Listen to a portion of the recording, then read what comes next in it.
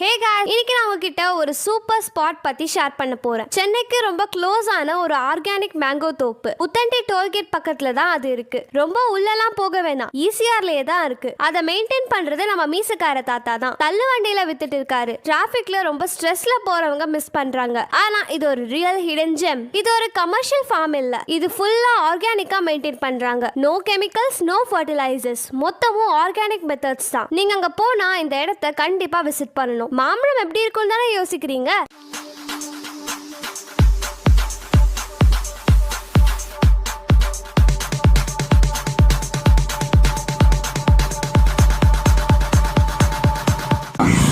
Sir வணக்கம் sir. நான் பிக்னேஸ்வர், நான் சென்னையில் தான் இருக்கிறேன். ஆனால் மாம்பழம் நான் எல்லா இடத்துலையும் வாங்கியிருக்கிறேன். கோயம்பேடு மார்க்கெட்லேருந்து வடபழனி எல்லா இடம் வாங்கியிருக்கிறேன். ஆனால் பழம் பார்க்குறதுக்கு நல்ல எல்லோவாக கலராக இருக்கும். ஆனால் அது இது மருந்து வச்சு அப்படி பழக்கம் பண்ணுறதால நல்லா இல்லை. இது கொஞ்சம் க்ரீனாக தான் இருந்தது. ஆனால் இது ஆர்கானிக் என்று போட்டாங்க. பார்த்து நல்ல டேஸ்ட்டாக இருக்குது. நான் டேஸ்ட் பண்ணி கூட பார்த்தேன், அவ்வளோ ஸ்வீட்டாக இருக்குது. ஆர்கானிக்னு தெரியுது. நானே ஒரு மாந்தோட்டத்தில் வச்சுக்கிறேன் ஊரில். ஆனால் அது இந்த டேஸ்ட் எனக்கு நல்லா பிடிச்சிது, அதால் நான் வாங்கிட்டு போகிறேன். நல்லா இருக்குது சார், சூப்பராக இருக்கேன். வாங்குங்க எல்லாரும்.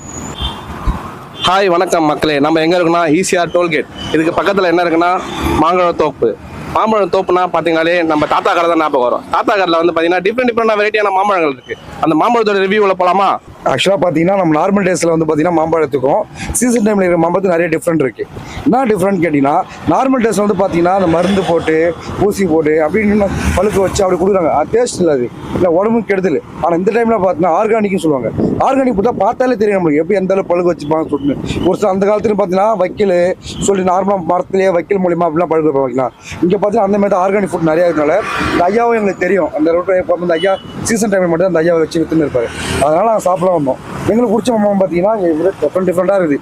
என்னென்னு பார்த்தா ரொமானி மாம்பழம் இருக்குது, அதுக்கு பார்த்தீங்கன்னா சந்தூர் மாம்பழம் இருக்குது, மமனமல்லி மாம்பழம் இருக்குது. அது என்னோட ஃபேவரட் பண்ணி மமனமல்லி மாம்பழம் தான். இவர்கிட்ட பிடிச்ச மாம்பழம் உங்களுக்கு மங்கள மாம்பழம். Okay okay, thank you.